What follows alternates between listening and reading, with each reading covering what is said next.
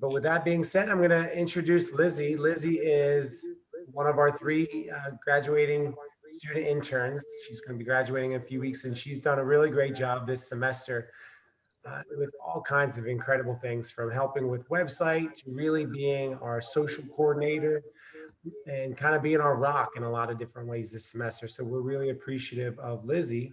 And today's presentation is going to be all around communication. So she's going to do a hands-on activity for us to really build out together, because we all know how important relationships are. And we all know how important communications are in those relationships. So with that being said, Lizzie, when you're ready, go ahead and share your screen and take it over. Thank you for that introduction. Let me just get my stuff pulled up. Oh wait, I should probably share the screen before I present. That would make sense. All right.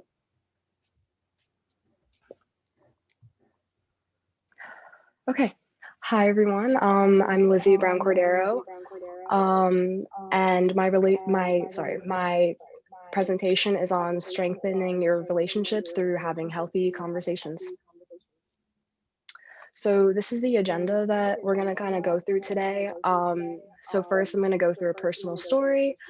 Then I'm going to talk about communicating and relationships in lifestyle medicine and how that relates.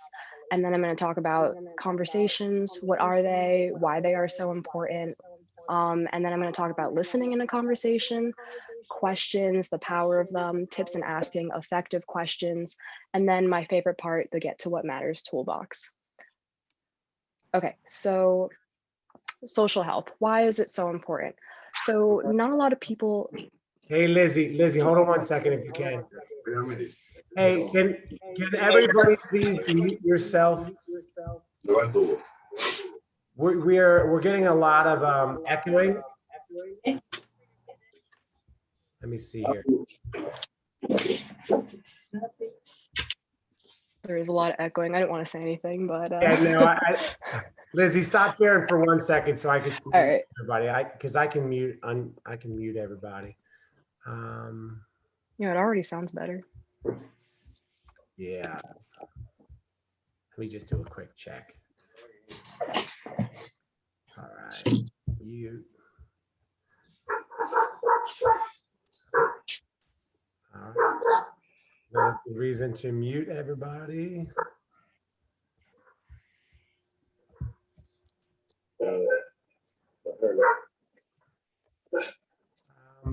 I'm not able to mute you, Bo, whoever Bo is. Oh, that's weird. I can't mute. Hold on 1 second. Let me mute everybody. Okay. All right. Go ahead and let's go ahead and test it now, Lizzie, and see if needed. I can jump on and just remind everybody. But Lizzie, if you need to also ask people as we're going through as well, please do. Okay. I don't hear an echo right now. Does anyone else hear an echo? No, I think we're good right now. Okay, awesome. So I'm going to share my screen again.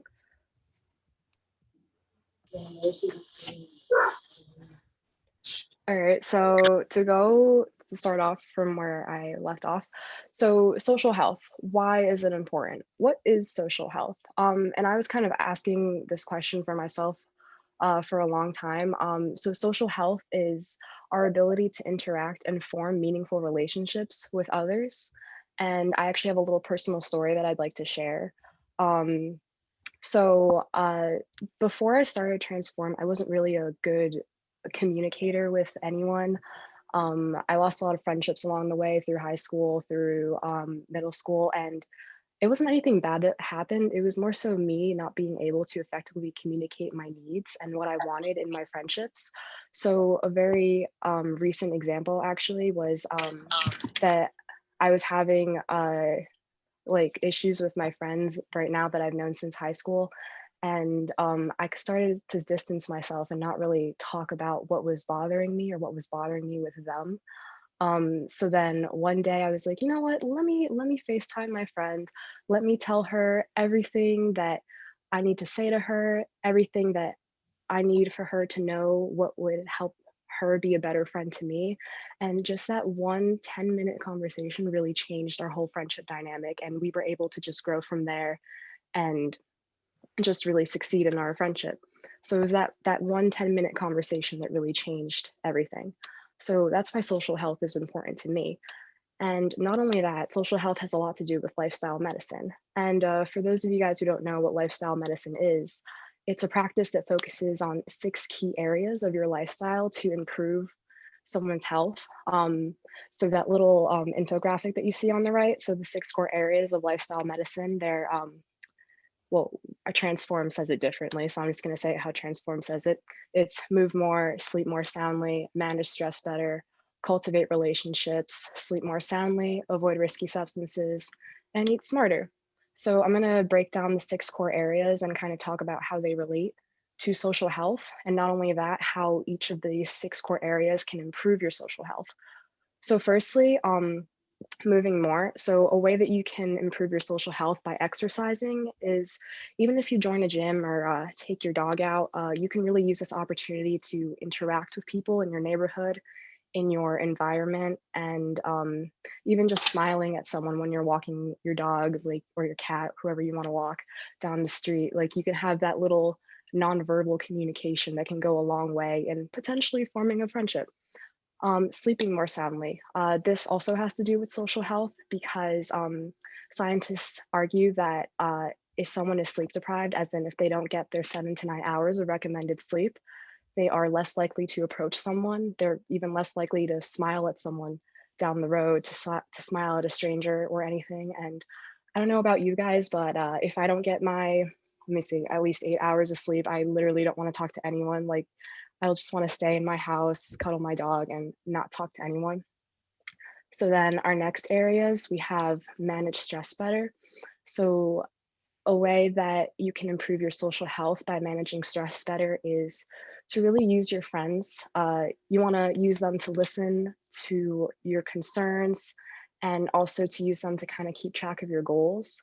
And another little thing that I want to add in there too is that recently, with the friends that I just reconnected with, every Sunday we are now joining a Zoom call, a Google Meet call, and we're kind of just talking about our goals that we want to achieve for the week. So, like, some of my goals this week was to drink 3 bottles of water, to exercise at least 4 days a week. So, having those friends there to help you manage your stress goals are super helpful. And then the next part of social health, obviously, cultivating relationships. And this has to do with engaging yourself in non toxic relationships, having those relationships that are mutually benefiting both you and the other person. And lastly, not lastly, we have avoiding risky substances. So, not being around people who are partaking in risky substances and instead relying on stable support and stability in those friendships instead. And then lastly, we have eat smarter. And everyone knows the saying that people you surround yourself with, that's going to impact your lifestyle habits. So if I'm around my friend who just wants to eat salads every time we go out for a big meal, I'm obviously going to want to follow that and eat healthier with her, versus if I'm around a friend who just wants to eat chips all day long, I'm going to want to do that too.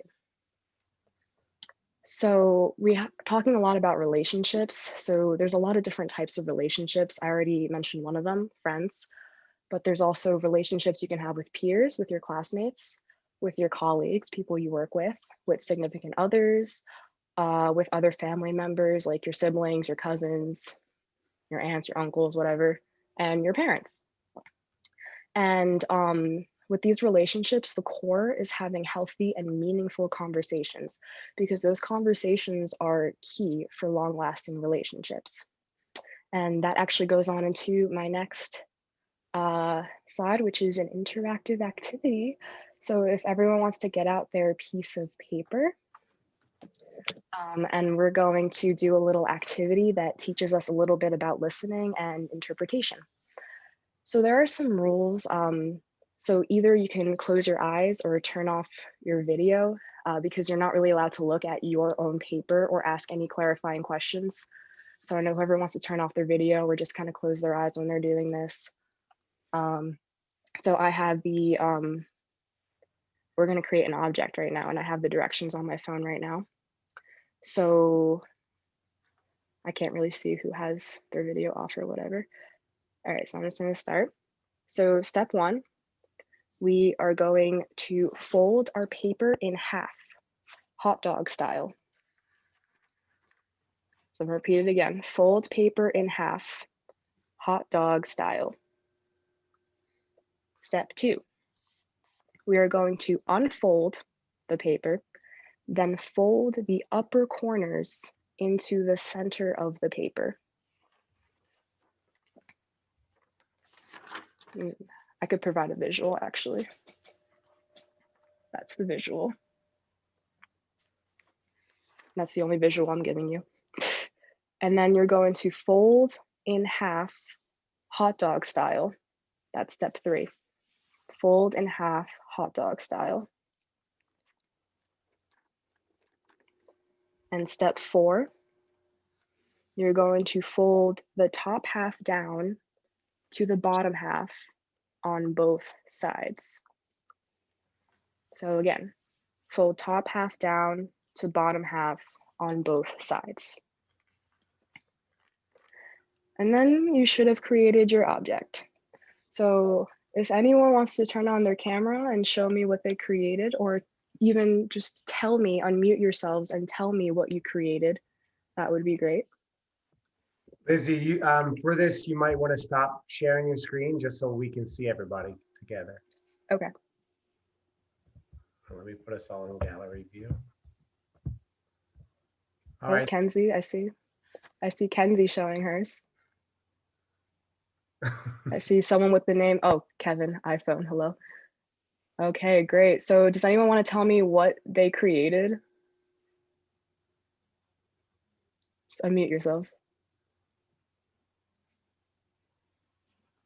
Kenzie looks unmuted, but I don't see her saying anything. All right, I see you mouthing the words. All right, you guys created a paper airplane. All right, good job. So to kind of bring the point home, so each plane is supposed to kind of look different, even though I gave the same directions. I obviously can't see everyone's plane that they created because we're on Zoom, and that's one of the downfalls of Zoom. But each plane is supposed to look different despite the same instructions that I gave you. And this is supposed to bring about the point that communicating clearly. So communicating clearly, it's not easy. And especially when you're just giving directions, it's very easy for someone to interpret it in a different way. And because of this, I told you guys to not ask any clarifying questions or to not look at anyone else's paper so you didn't have any prompts or anything, even though I showed you a little example. But it is important to ask questions and to confirm your understanding of a direction so that the message is not distorted. So that was just a little interactive activity. So this is the book that I read for my internship experience. It's called Get to What Matters by Wendy D. Lynch and Clydette DeGroot. It's just a little quote from the book saying that a single conversation can launch a career, spark an idea, resolve conflict, or forge a lifelong relationship. And this book, if anyone wants to buy it, it's really helpful in teaching you how to have those meaningful, long-lasting relationships through these important conversations. So I really learned a lot from this book and I highly recommend it for a lot. I know Steve recommended it to me. So what are conversations? So first, conversations are an exchange of new ideas and information. They happen between two people and they're important for three reasons. They help you socialize with others. They can help you establish new bonds and friendships with other people, even if it's just a nonverbal communication, like smiling at someone from across the street, you're kind of conversating there. And it's also an opportunity to learn and get to what matters. And with conversations, there's a very big, important rule, and it's called the 3 Ps. And they are to pause, prompt, and paraphrase. So pause first, prompt for more, and then paraphrase what you have learned. And just to kind of go into them just a little bit into more detail. So pause, it kind of helps you slow down the conversation and consider what someone else has said. And a great way to pause is to kind of maintain eye contact with the person, or if you're physically talking to the person, you can physically take a step back that's pausing. To prompt, it's kind of an invitation for the other person to say more. And a great tip for prompting is it's called the rule of three. So say I'm in a conversation with someone and they look really upset. I would say something like, "Hey Andy, what's going on with you today? What's wrong?" Andy would say, "Oh, nothing really." I would ask again, my second prompt. "All right, you say nothing really, but something's clearly wrong. What's up?" Andy would say, "Oh, I kind of just got in a fight with my parents. It's really no big deal." Here's my third prompt. "All right, Andy, you said you got in a fight with your parents. Do you want to tell me what it's about? Maybe I can help you out here." And then Andy would go along and say, "Oh, well, the fight was about A, B, and C, and it made me feel this way." And then with that kind of three types of prompts, you would get Andy to kind of spill the beans and you'd be able to help Andy better in his situation. And then lastly, we have paraphrase. And I'm sure a lot of you guys know what paraphrasing is, but it's basically a reflection on the important things that happen within a conversation. And an example I can give of this is say a conversation is over. Me would be like, "Okay, so to sum it all up, you're basically saying that you want us to do this." So that's an example of a paraphrase. So, why conversations are so important? There are three purposes to a conversation. So the first is transaction. These kinds of conversations warrant quick responses. So it's really just a short 3-second conversation. "Hey, how was your day?" "Oh, good." Then you have learning conversations, and they are more for gaining a better understanding of a situation or even how Andy was feeling. I got a better understanding of how he was feeling. I got to know that he was upset because of his parents. And then discovery, it's another purpose, and it involves having new solutions or breakthroughs in a conversation. And then a very important component that I want to hone down on for conversations is to set an intention. So you can set an intention to remain open in a conversation, to learn from the other person. So, for example, before starting my presentation today, I set an intention to kind of be open minded to how everything was going to go. And not only that, but to hopefully give you guys some sort of new light in how to manage and implement healthy conversations. So, next we have listening in a conversation. So, some general tips for listening, you have to acknowledge emotions instead of contradicting them. Just be aware that people have emotions, that not everyone is going to feel the same way, just like you. Acknowledge someone's behavior and to get to the backstory. So, backstories are really important and they are the heart of what matters. And these backstories are basically the point of every conversation. And it could help explain your tendencies.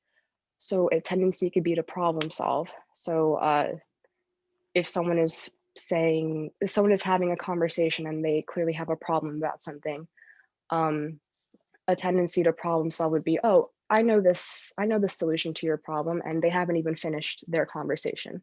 So you haven't even given them the light of day to finish their conversation and you're already solving their problems. So that's kind of a tendency. And it can also help explain why we behave a certain way when someone is talking to us. And this is just an important quote from Get to What Matters that I thought was applicable. It says that fleshing out the backstory is a prerequisite for moving forward, and the first thing someone says is likely not what really matters. So next we have powerful questions in a conversation. So questions are really important, and they can help further a conversation and help you get more into what matters. And we ask questions for three reasons: because we care or we're genuinely interested in someone's answer, because we think we already know the answer and we want to prove that person right or wrong, or we want to know more about something. And there are three types of questions. Just like three purposes of a conversation, they kind of coincide a little bit. So the first type is a transactional question. So it's a simple yes or no question, like, do you like the outfit that I'm wearing today? It's a simple yes or no. Or learning questions. An example of this could be, what did you buy at the grocery store today? So this type of question would kind of ask for a little more detail. And then you have questions to think twice about. These are questions that can be contradictory to the person or have a double meaning. So a great example of this that I saw in the book would be, so your brother got into medical school. What are you doing with your life? So that could kind of be taken as like a two-way street, both positive and negative, but obviously a little more negative. So some tips for asking questions is to pose when it's time, preferably posing after you paused, prompt, and paraphrased is the most ideal situation. Framing the question when the answer may be difficult for the other person. So if you're asking someone why they did poorly on a test, you wouldn't just say, "Why did you bomb this test?" You would frame the question by saying, "I'm wondering this. I'm wondering how you did on this test. Is it fair to say that you bombed it?" I don't know, something like that. But you're framing it first instead of just jumping into the negative aspect of it, and choosing your words carefully. I know a lot of people just want to jump in and ask questions without knowing fully what went on in the conversation. So choosing your words can really help with this. So then this last section is the Get to What Matters toolbox. And I did make a handout for this that's on the website actually. And it's just like a paper to go along with for any tips and tools that you learn along the way, because we're going to talk about beginning a conversation, challenging styles, and communicating in different settings. And this Get to What Matters toolbox you can find at the end of the Get to What Matters book. And I found it super helpful, and I still use the tips to this day.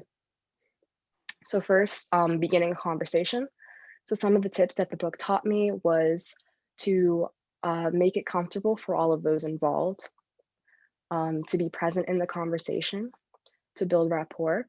So ways to build rapport in a conversation is to nod your head, to shake hands with the other person, and most importantly, a greeting. Nothing's worse than coming into a conversation and not being greeted, not having someone say, "Hey, how was your day?" Or, "Hey, I like what you're wearing." Even that's a greeting. Also, having authentic interest in the conversation. You don't want to talk to someone who's just visibly bored. It's just not fun. And then lastly, set expectations in the beginning of how the conversation is to go. So usually people like to have some sort of understanding of what the conversation is going to be about and what it's going to entail. So just kind of having that preparation prior to entering the conversation is super helpful in helping the conversation run that much more smoothly and effectively. So next we're going to talk about three different challenging styles in a conversation. And I actually did a video of this that you can find on the Transform YouTube website, YouTube, and also on the website. And there are many challenging styles. I think there's 7, but these are the 3 that stood out to me the most. So first we have the silent one. I kind of consider myself the silent one. So this type of individual is usually quiet. They take time to process information. And they're usually the ones that are more reserved and just don't say anything in a conversation. So some tips to kind of manage these individuals is to engage them early, to create space, and to affirm that you are listening to them. And a way to do this is to smile and nod, basically, and using open-ended questions. And a great example that I can give for this one is say I'm in a conversation. I'm going to use myself because I really identify with this challenging style. And we're in a group conversation and everyone's talking, everyone's exchanging their ideas. And then the group leader, say Steve, he's like, "Lizzie, what do you think about this? What are your thoughts about this project that we're going to embark on?" So just him kind of not pointing me out, but just inviting me to share my opinions is really helpful for this type of style to, share their own opinions and be part of the conversation and really help them regroup. So the next challenging style is complainers, victims, and drama queens. So these are people who constantly find the bad in every situation and they're just super negative. So some tips to kind of navigate this challenging style is to look beyond the negative and to validate their concerns and to redirect towards the future. So an example of this would be if someone's being super pessimistic in a conversation about a project that is about to occur, you can say something like, "I am interested in seeing your perspective on why this is bad." So you're kind of inviting them to share their opinions on that. And then lastly, we have the sniper. So this person is always the first to shut down ideas, and they kind of never really look to anyone else's ideas as as better or problem solving. They're just always shutting down ideas because they liked whatever was there originally. And some tips to handle these conversers is to dive into their concerns and to use discovery questions. So a great example of this could be, say we're in the same scenario where we're in a group and there's a conversation about a new project that's coming along, and there's a person, the sniper, and they're shutting down ideas. You can say something like, wow, I never thought about this from your perspective. Could you probably tell me more about your concerns?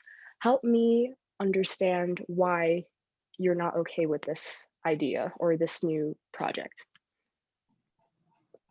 So now we're going to talk about conversations in different settings. So this is probably a setting that a lot of you guys are very familiar with right now. It's virtual setting. So these are some helpful tips to help conversations run smoother on your next Zoom call or on your next phone meeting.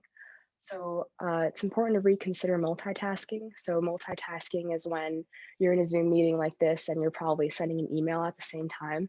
Your focus is not directly on the presentation on the whatever's going on at the screen. It's kind of split. Although you think you may be a good multitasker, you're probably not the best at it because you're not fully aware of what's going on here, nor are you fully aware of what's going on your screen, on your email screen. To reconsider using the mute button. So I know whenever I have my transform meetings with Steve, he always, the first thing he says is, all right, everyone, mute button off. Just, be free. Let's be all present here, because if you have your mute button on, you're not going to want to talk or anything. It'll just give you even more reason to not want to input anything into the conversation. To demonstrate to them that you have listened. So paraphrasing would be a great tactic to use in this situation, and to say what they can't see. So an example of this would be if someone just gave a presentation or something and you would be like, Lizzie, I know you can't see this right now, but we're all giving you a high five. Like something like that, super positive and can really help the other person feel better. And then we're going to talk about communicating in a group setting. And I haven't really had many group settings personally since the past year, but these are some conversations that can help them run smoother. So before the meeting, you want to convene the right people. Make sure that your group consists of people that are going to want to learn about the same topic, want to present about the same issue. That goes along the same with heading in the same direction. And you want to make sure that you're beginning and ending on time. So if you say that the meeting is only going to be 15 minutes, make it 15 minutes. Don't make it an hour. During the meeting, you want to build rapport. So those greetings that we talked about before in beginning a conversation. So in building rapport, you can greet the other person, you can nod at the other person, smile at the other person. And during the meeting, you also want to create a direction. You want to keep to that direction too. You don't want to veer off course or anything. And you want to ensure that everyone's contributions are heard. This is especially helpful for people who are the silent ones like me. You want to say something to the person like me, say something like, Lizzie, I know that you're silent right now. Is there something that you want to say, or what do you think about this topic? And you want to confirm the next steps. So make sure that when you're ending a meeting, it's not just ending there. You want to leave the meeting having your followers or your viewers thinking about what's going to happen next, thinking about the meeting and being like, oh, okay, so that was the purpose of the meeting. Now, how am I going to apply this purpose to my next meeting or to my next situation? And then we have closing thoughts. So if there's anything that you could take away from this presentation, I would want you to take away the important rule: pause, prompt, and paraphrase. This is so important and really is the fundamental tip that I want to present to you all. It's so important in every conversation to pause, prompt, and paraphrase, because it can really help you get to what matters in a conversation. And to have authentic interest in the conversation, not to look visibly bored, or you just want to be very visually stimulated and make sure that the other person is being heard, being valued. Be flexible in a conversation. Not every conversation is going to go the way that you want it to. You have to be aware and be open to the possibilities that a conversation can bring, and to set an intention. Um, you can set an intention to remain to sorry to have clarity in a conversation, to be open-minded. You can set an intention to learn from a conversation, and lastly, to get to the backstory. And like we said, the backstory is the heart of what matters. So I just wanted to thank you all here for joining and listening to me. And yeah, I hope you have a great rest of your night, and please enjoy the next presentations as well.